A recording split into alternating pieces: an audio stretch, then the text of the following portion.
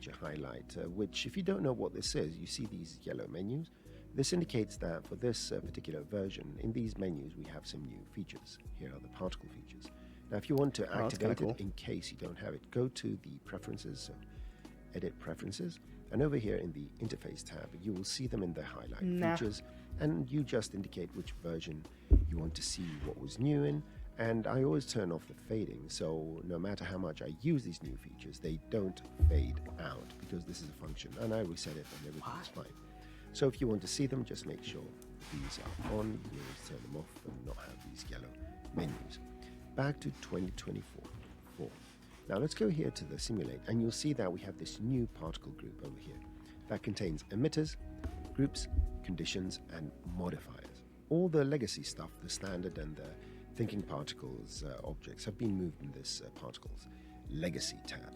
Now what I've done is I've torn out these and I've created my own palette and so forth, and I've saved it as a layout particles, and I've made these beautiful big icons. Well, I just right clicked and I said icon size large. That's all right. very creative. Is he going to teach us how to do that, or no? I have a feeling he's not. Now over here we have the emitters. I think this is just going to be watching. These over here, they're presented as folders. Then we have the various conditions, and these will allow us to check certain things about particles and tell them to do something else. Over here, from this point onwards, all these are modifiers, but they do different things. These here, these 5 are data modifiers. These here are orientation, how the particle is facing, which direction, and so forth. So orientation modifiers. These 3, blend, flock, and predator-prey, are particle-to-particle interactions. And the last 4, collide, pirate, vect, stick, and surface attract, have to do with how the particles interact with objects that have simulation tags from our new simulations. And as far as objects, that's all we have, no tags or anything like that. Now let's go and visit the project settings. So I'm going to go edit and go to my scene settings and go to simulation. And you will see that we have a new tab. Let me make this a bit bigger so we have some space here. And we have this 4th tab now that says particles. And here you will see we have a substep, which you will only need to change under various circumstances, quite rarely. Precision, again, we're going to talk about these in detail when we get to more advanced settings, because for now, everything here should work nicely in default settings. Compactify, threshold, download particles, these are all optimization methods because this is a GPU system. In order for the system to communicate with Cinema 4D, which runs on CPU, it needs to do some optimizations to give you the amazing performance it has. So here it's the drawing of the groupless particles. We are going to talk about groupless particles without any shame. Now, there are a few of these settings that exist in the other tabs that may have some significance. Now, if we go to the scene, the CPU-GPU switch does take particles into consideration. You may want to do a calculation on CPU, but it's advised to do them on GPU. Select the GPU here. The gravity, time scale, scene scale, should not do anything, and that's totally independent from how the particles work. Particles work with their own gravity and so forth. Simulate before generators, yes, this affects the result in the same way that you use it when you're doing any kinds of simulators. We are going to talk about this later on. The project frame range, this affects as well how many frames are going to be simulated if you use this. And of course here we are going to see various simulation objects, which includes... Oh, he is going to teach us how to do this. At the end of the previous video, Hell I yeah. promised you that I'm going to show you the basic emitter and how to set up particle simulations. No. Well, I wasn't being very truthful, or I changed my mind. You can choose whatever you want. Promise something First of all, I'm different. going to show you how to make this palette here, so that you can create your own particle layout, because it's going to make it so much more easy for you to work. I agree. Rather than going to the simulate, getting emitters or So groups or true, anything so like that. true. Now, All it's right. up to you. Well, If I you guess want we to can... do that. I'm not going to stop you. Oh yeah, I But want to do for that. people that want to work faster, more efficiently, and stay young and happy, then I'm going to teach you how to make this. If you know how to do that, then you can skip to the next video. I don't. And my promise will be fulfilled. Anyhow, let's switch to the vanilla UI, the startup. All right, how do I want to do this? Do I want to put my screen over there or keep this? It's going to be really boring. I'm not not making anything. I'm just customizing a layout. Okay. We'll do this. Schloop. Up with what I've saved here. And all the magic is going to happen by going to the window customization and bringing up the command manager. You can drag all sorts of commands from here. You can search. It's interesting, you can edit shortcuts, but that's not what we're going to do. We're going to use the icon and group separators.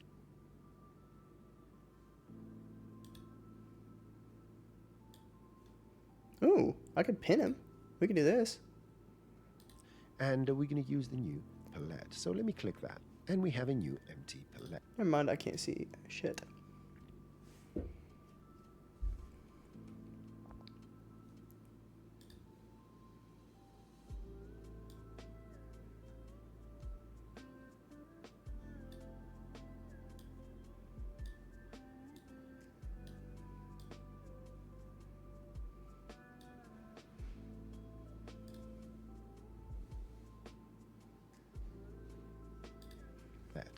Now, if you want to change some of the settings, because you can see the little dots are on the left, this means it's a horizontal palette. So first of all, go I was not paying and attention. all the magic is going to happen by going to the window customization and bringing up the command manager. You can drag all sorts of commands from here. You can search. It's interesting, you can edit shortcuts, but that's not what we're going to do.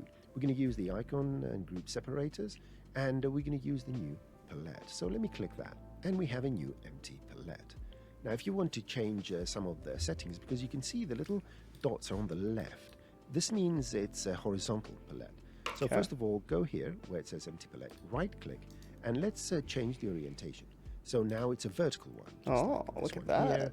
And the other thing I want to do is by clicking here, I want to set a few things. For example, I want to show icons and text, and these over there, right click, you can see now we have icons and text enabled. You can always put the text below icons, but it doesn't work because we have quite a few tools vertically, but you can do that at any given moment. Cool. You can change the icon size. I'm going to put large icons here, and the palette is ready to be populated. Now, there are many ways we can do this. We can find every single tool here and drag it on here, but there's an even better method.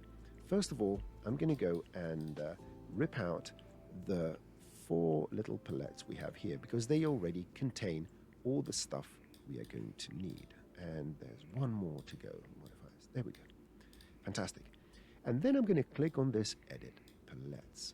And you can see we've got these lines added. And these show the separators. This is how we make layouts and interfaces. And from this point onwards, you just start dragging onto this. So basic emitter.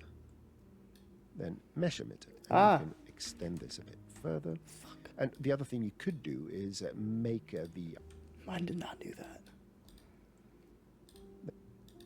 Start dragging onto this. So basic emitter. You're just...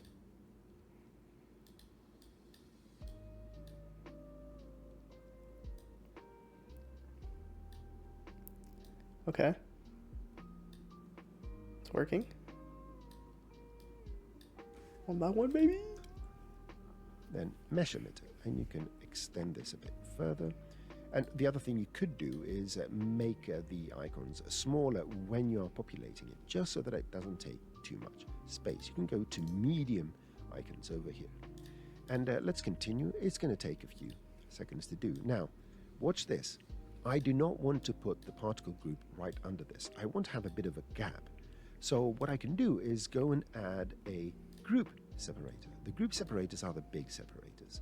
You can see they're bigger, whereas the icon separators are a bit smaller. They are to separate single groups into different categories like they've done here. Cool. So let's continue doing Cool. that. So we get the groups now. Just make sure you highlight exactly where you want to put it. I'm going to put another group separator here and continue down with the various conditions one by one. Excellent. I wonder if there's a way to grab more than one. Imagine if that's something I don't know. That would be interesting. So let's go here and data mapper and math, kill, and switch group. I'm racing him. Now I'm going to put an icon separator, which is a bit thinner. There you go. And then lastly, Huh? Under kill? Oh, sweeping him. Under kill, icon separator.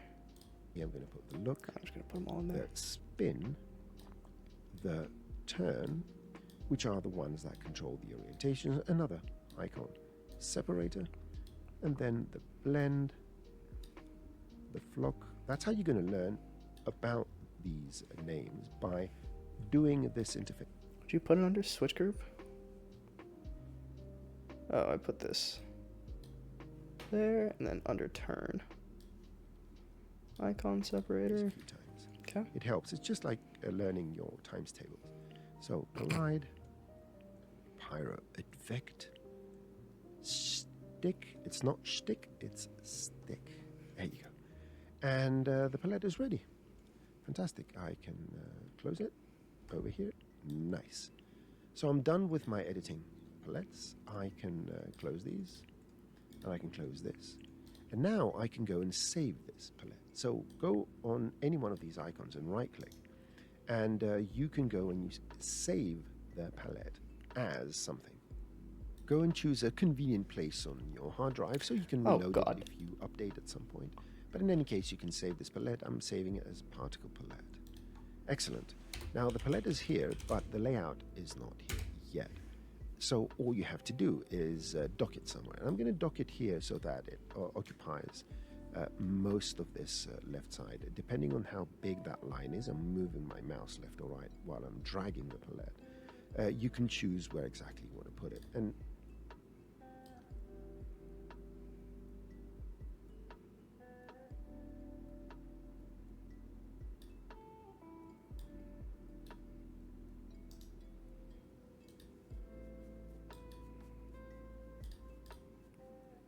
Okay.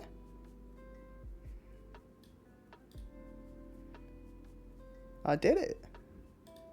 here seems to be a good place.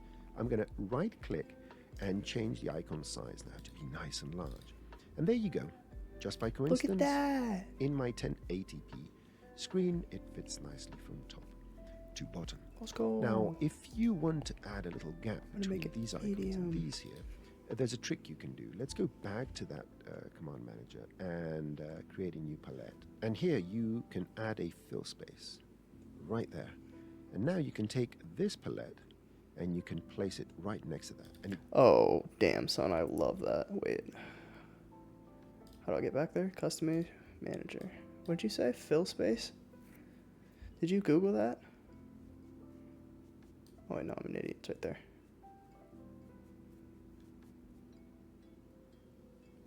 Come on, you son of a bitch. Give me the space. Shit. How do you do it? gives you that fill space right there. Oh, you put it into an empty palette? What the? So you put a fill space into the empty palette. And then you take this bad boy and you put it right there. Oh, goddamn, look at that.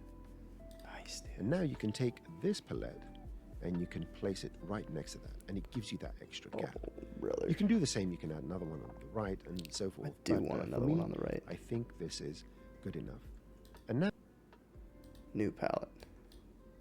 Fill space. Empty palette. Palette. Nice. now the last little step is to go to Windows, Customization, and do a Save Layout As, and you can save this anywhere you want.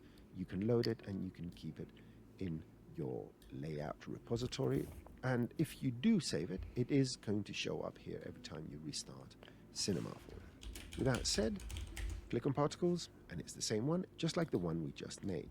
And in the next video, as I promised in the previous one, but I didn't fulfill my promise, I'm going to show you how to use the basic Dude. editor.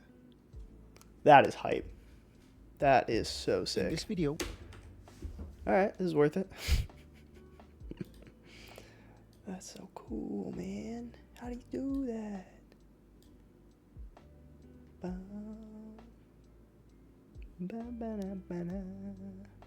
Alright, we can just go back. we are going to create our first particle simulation. And Yup. we are going to make this. It's a simulation you're watching now playing live. It has around 50,000 particles.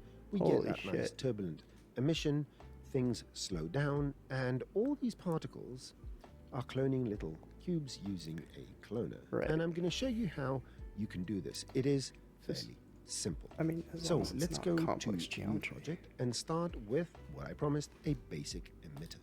Cool. All right, we do get to build some shit. Just click on this and you will see in the Bop. Object Manager that not only we have a basic emitter, but we actually have what's called a particle group. Now, let me explain a few things about this particle group. Okay. Although the basic emitter is green and implies it being a generator, in fact, the generated particles exist in the particle group. Okay. And if I just press play here, Oh, shit. you see a bunch of particles emitting, and these particles Whoa. exist over here where it says particle Particle group. group. Let's go and change a few things about Arrows. the emitter. First of all, when you have the basic emitter, in the emission tab, it gives you an option of what shape you want to emit from. And these are the four options: a rectangle, a circle, which are flat, two-dimensional, and a cube and a sphere. I'm going to go for a sphere, and you can change the dimensions here, 20 by 20 by 20, and you can see it's small. Another thing you may have observed is that I'm changing parameters, but the simulation doesn't change.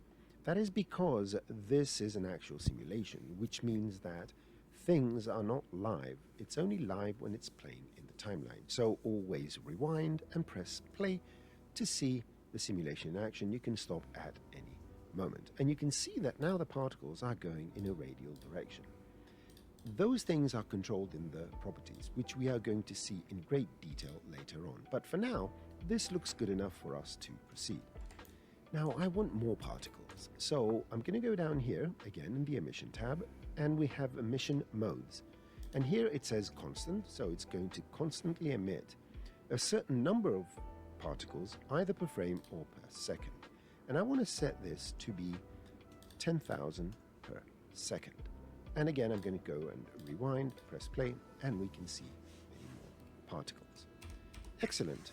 Now, this is not bad, All right, now but this is the I test. want to do something with these particles. I want to make them a bit more interesting.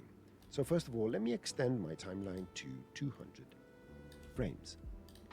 And the next thing I'm going to do is just go to the That's simulator. sick. Look at And for my that. standard forces, the ones we've been using with the other particle systems and with simulations, and I'm going to go and grab a turbulence. I'm going to change a few settings here, and I'm going to set my turbulence to 25 strength. Where the hell did you find turbulence? To do is just go to the simulate menu, and from my standard forces, the ones we've been using with the other particle systems the hell? and with simulations, Why didn't we dock and I'm this going over to there? go and grab a turbulence. I'm going to change a few Turbulence. settings here, and I'm going to set my turbulence to 25 strength, 50 scale, and 50 frequency. Again, we're going to see exactly what the frequency and the scale does as we move on with our tutorials. Let's rewind and press play again. And now we see this interesting turbulent motion. Not bad at all. Now I can always zoom out and you can see that the particles are going on and on and on. And that's what they're going to do.